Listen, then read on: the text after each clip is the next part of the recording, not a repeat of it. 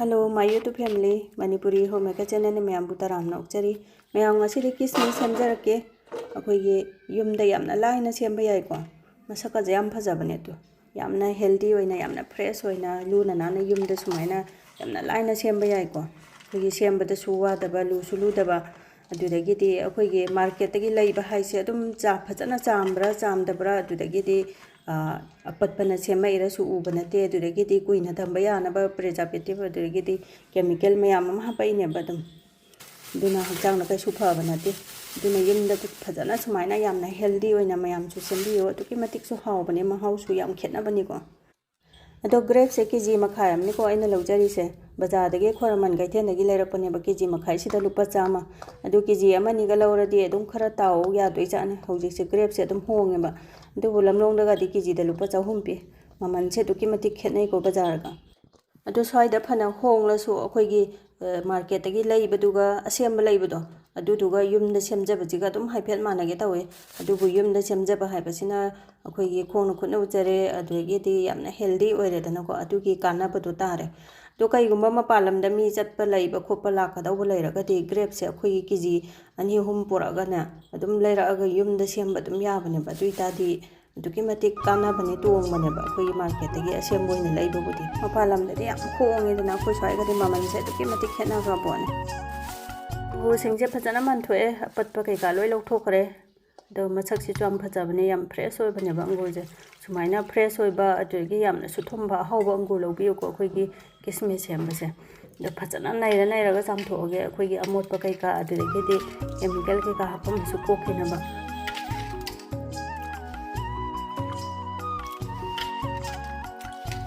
अंगुर से मसक याम फजाबा ओइबने तो अखोइगी याम फ्रेश ओइबनेबा याम फजाबा थेंगनाबा यवान पोरक्ता गाइबो ओजान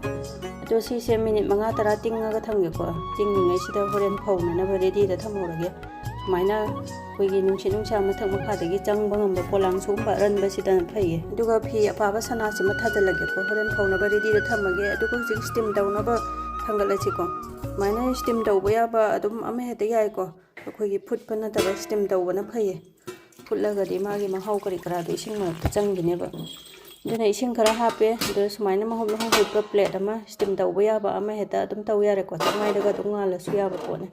दुना ngasai अंगूर फजना चामथोबा तिंगगा थंबदा लोय हपचलगे को मथंग मथंग फजना पाना संदोपीगे अदुगा मुखुम खुमजलगा अदुम अखोइगे मिनिट 5 बो फादे को सौबसे अखोइगे इंडक्शन जे अखोइगे हाइदा थंगेबा मैसे अदुगा फटलाउना हंतंग सौगललगा अदुम यारे अंगूर सुमाइना स्टीम तौबसे अखोइगे मानिन वा कारे इजे फटलाउना सौगलकपगे सिदा अदुम यारे को इंडक्शन जे ऑफ तौरगे अदुगा ऑफ तौर मतुंगदा सु ओमजलगा थंबिगनोबा नत्रगदि बरा बरा पथगिनि फटलाउना मखुम हांगदोकदोइने मानिन खितंग चललगा अदुम हुजिकि अखोइगे कली कली दुस तौबा अदुगे सोप सु ओइबदो बेरे बेरे पेट पनातबा दुना लौथोगा ngasaiगे फौनाबगे रेडी दा थंबदो अदुदा हेदोगे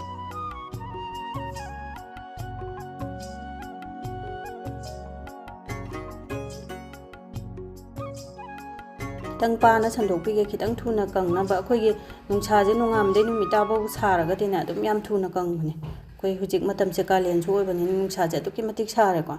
अदुगा अखोइगे कुइना थंबिगदबा याम यामबो ओरगदि नुमित निनि हुमनि जंगना याम कंगना थंबियुको नत्रगदि कंगबदु यौद्रगदि फंगस हाइगलकनेबा